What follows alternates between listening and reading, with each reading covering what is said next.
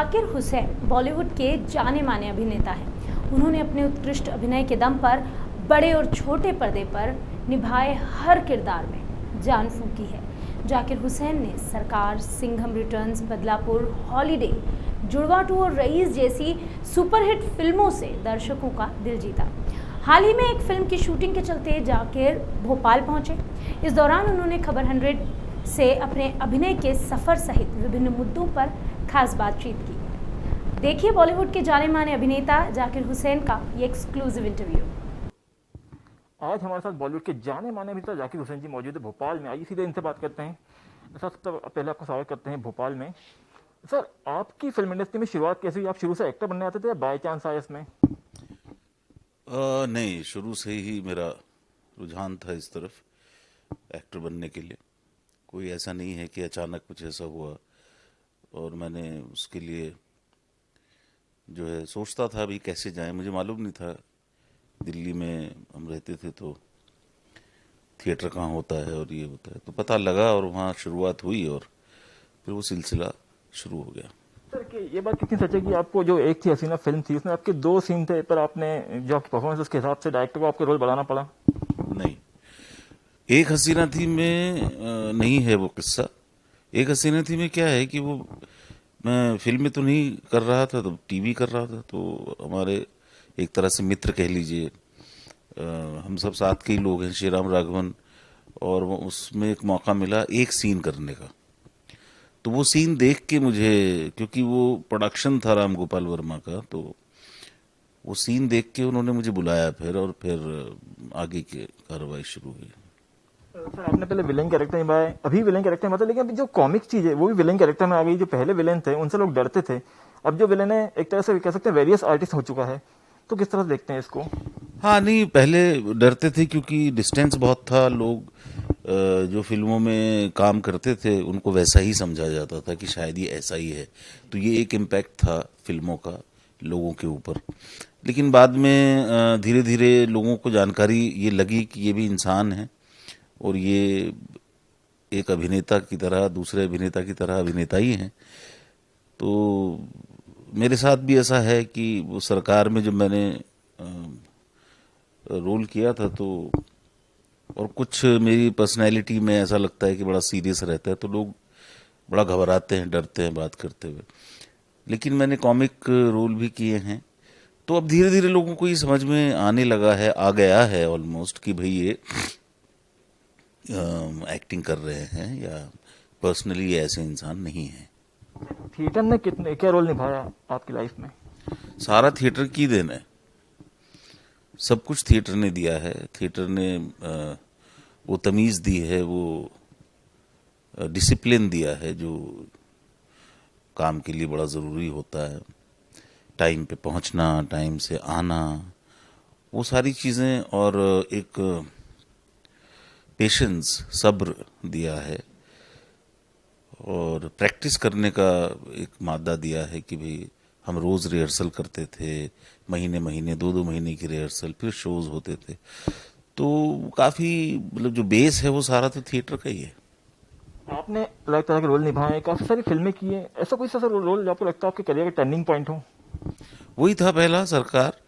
और turning point तो उसको कहूँगा मैं, एक हसीना थी का जो मैंने सीन किया था, तो वो सीन से टर्निंग पॉइंट था। वो सीन से ही RGV picked me as an actor, और उन्होंने मुझे अपने हिसाब से कुछ चीज़ें ट्रेन किया और ये सब किया, और काफ़ी उन्होंने जो है बिलीव किया मेरे ऊपर कि आप अपनी कॉस्ट्यूम डिज़ाइन करके दिखाइए, आप अपना कैरेक्टर तैयार करके दिखाइए।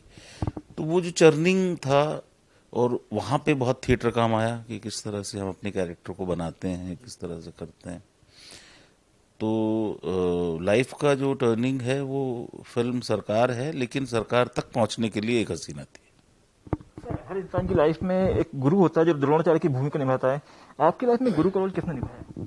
सबसे पहला तो मैं बात करूंगा कि जो मुझे मंडी हाउस में लेके आया था, मेरा दोस्त है अजय मनचंदा। हम लोग साथ में स्कूल में पढ़ते थे। मुझे नहीं पता था कि मंडी हाउस कहाँ है दिल्ली में। 11th में शायद हम पढ़ते थे। तो उनको मैं उस श्रेणी में रखता हूं, क्योंकि या किस्मत की बात कह लीजिए, अगर वो ना लाते तो शायद कोई और लाता, अगर मेरी डेस्टिनी यही है तो।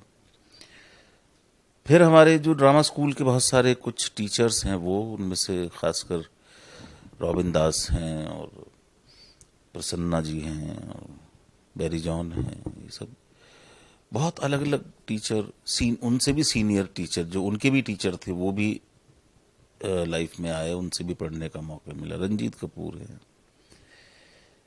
फिर बॉम्बे में आके फिर अलग तरह से काम करना शुरू किया थिएटर में, और बहुत सारे नाम हैं, राजेंद्र नाथ जी हैं और गुजर गए पंचानन पाठक जी थे हमारे, उस्ताद BM शाह, बड़े सब अलग अलग विधा के धनी थे वो। और निभा जोशी हमारी बहुत कमाल की टीचर थी।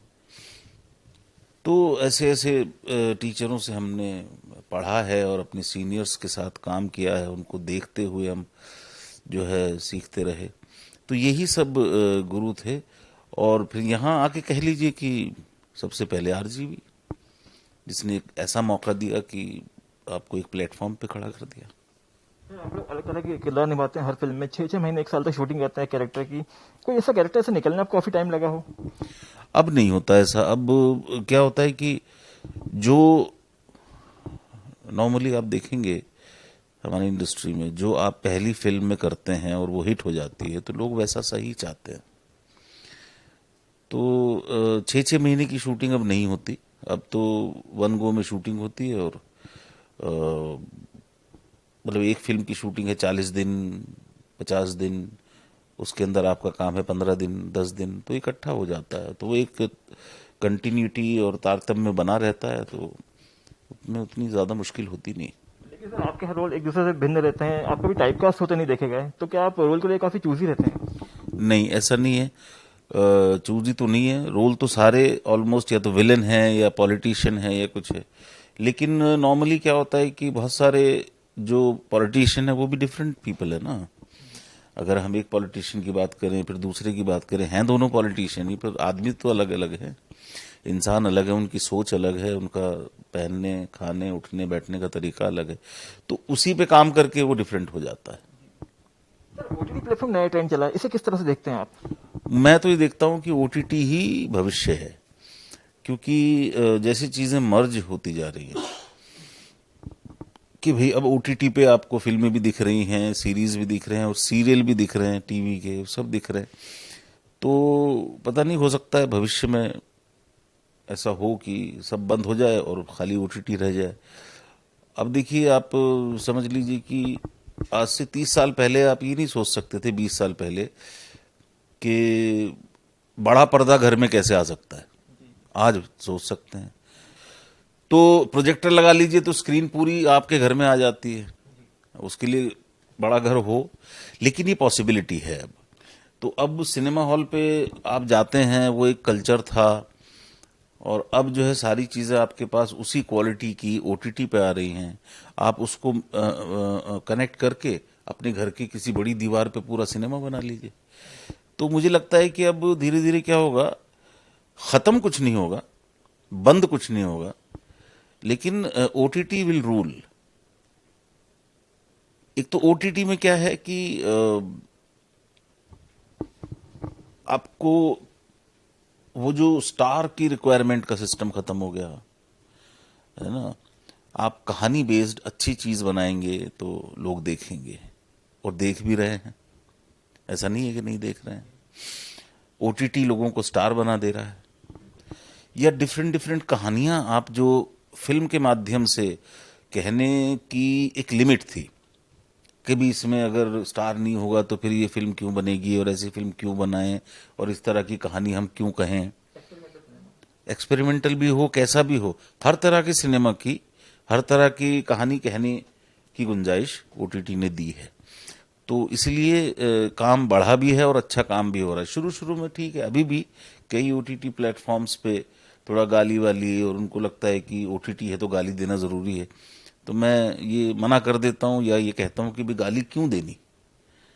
आप देखिए ना, अलग अलग OTTs पे साफ सुथरी कहानियां भी तो हैं, बहुत अच्छी कहानियां भी तो हैं, बहुत ही नॉर्मली जैसे हम आपस में बात करते हुए एक आध वो जो जिसे कहते हैं स्लैंग की तरह गाली निकल जाती है, वैसा वहां भी निकल जाए तो कोई इशू नहीं होता है इतना बड़ा।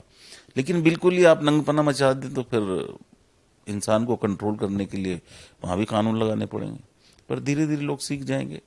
पर मुझे लगता है कि OTT is the future of the entire entertainment industry. तो कहीं ना कहीं सेंसर बोर्ड की जरूरत लगती है उस पर। हाँ, देखिए क्या होता है, मैं आपको बताता हूँ। बम्बई में जब हम आए थे, मुंबई में पहली बार, तो बहुत ओपननेस थी। लड़का लड़की बैठे हैं, बहुत दूर खड़े भी हैं, कोई वहां पे ड्रिंक भी कर रहा है, उधर कोई है ना बीच के ऊपर पुलिस वाले भी घूम रहे हैं, कोई टेंशन नहीं, कोई कुछ नहीं कहता था। लेकिन उसको किया तो हम ही ने खराब है। अब वो मना करते हैं कुछ गलत ना कर लें, कुछ ऐसा ना हो जाए, या टेररिज्म फैल गया, या बम ब्लास्ट हो गए, या तो अब ये सारी चीजें बंद किसने करवाई हैं? वो हम ही ने करवाई हैं। अब क्या होता है कि इसीलिए आपको सेंसर बोर्ड जरूरी है। अगर आप पहले से ही सारे नियम कानून मान के चलते रहें तो सेंसर बोर्ड तो यही काम करता है ना। पब्लिक डिमांड एक वर्ड है, इसके सहारे काफी कुछ हो जाता है। कोई डिमांड नहीं है। आप मुझे बताइए कि पब्लिक डिमांड क्या होती है? आप अपनी बहन के साथ बैठ के कोई सेक्स सीन तो नहीं देख सकते, तो ये पब्लिक डिमांड नहीं हुई। उसके लिए अलग प्लेटफॉर्म्स बने हुए हैं, वो भी हैं, उन पे कोई बैन नहीं है, वहां जाके देख लीजिए। इसी में क्यों देखना आपको? पब्लिक डिमांड तो है, ये तो कहने की बात है। पब्लिक डिमांड कौन सी पब्लिक है जो ये कहती है कि भाई हमें इस हीरोइन का जो है जिस्म देखना है? वही मैं कह रहा था कि बचाव कर लिया था पब्लिक डिमांड का नाम लेके। गलत है, कोई पब्लिक डिमांड नहीं है। ये तो मुझे लगता है कि पब्लिक के दिमाग में डिमांड डाली जाती है कि आप ये डिमांड करो, सब बेहूदगी है। तो ये जो है मतलब इससे ज्यादा टिकट बिक जाएंगे या फिल्म हिट हो जाएगी या कुछ ऐसा हो जाएगा, ऐसा कुछ नहीं। उसके लिए ना प्रॉपर लॉजिक होना चाहिए। जैसे बहुत सारे लोग हैं, बहुत सारे सिनेमा मेकर्स। राज कपूर साहब ने सत्यम शिवम सुंदरम फिल्म देखी होगी आपने। आप देखिए जीनत अमान का जो अटायर है, उसके कहीं भी जिस्म पे ध्यान ही नहीं जाता है। जाता है कि नहीं जाता? सिर्फ फेस पे जाता है। या पीके वगैरह फिल्म देख लीजिए, वो अपना पैंट नीचे करके तोहफा कबूल हो।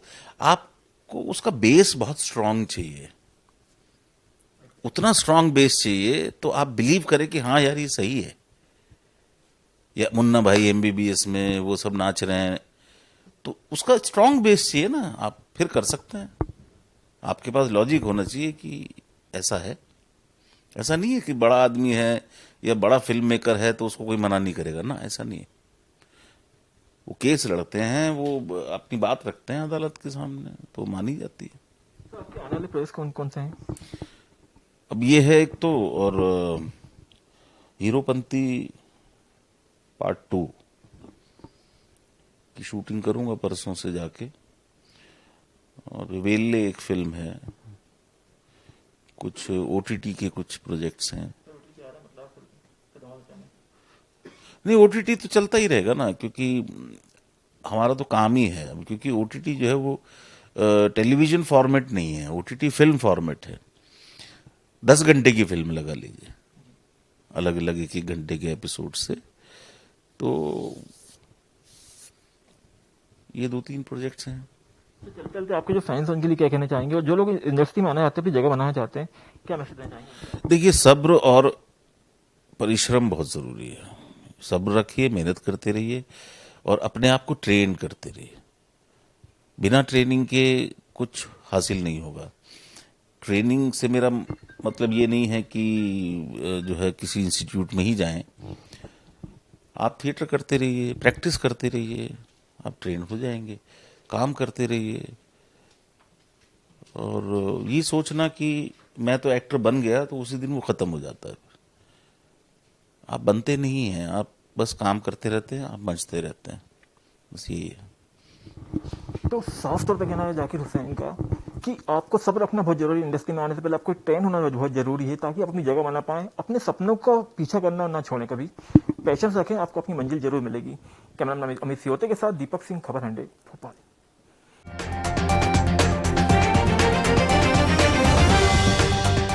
अगर आप रहना चाहते हैं अपडेटेड, सब्सक्राइब कीजिए खबर 100 न्यूज, बेल आइकन दबाइए, सारे नोटिफिकेशन सबसे पहले पाइए।